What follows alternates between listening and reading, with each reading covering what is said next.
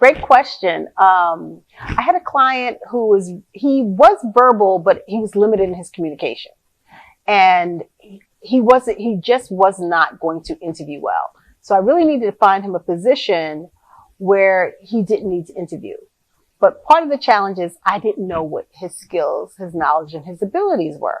So I really had to talk to his parents to find out what he was good at. And they told me he was good at cleaning.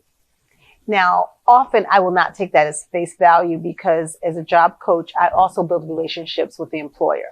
So I really need to see him in action.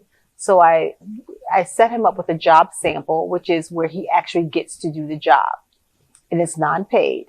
So he went in, he cleaned, I coached him, and I saw that he was capable of cleaning. Every time I went to this particular employer, the place was messy.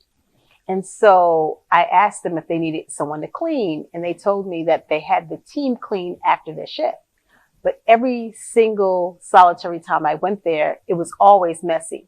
So every time I went there, I began to build a relationship, and I would always ask, you sure you really don't need someone to come and help clean the place?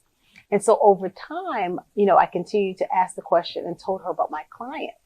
And so after a few months, she decided that it would be great to have someone come in and clean.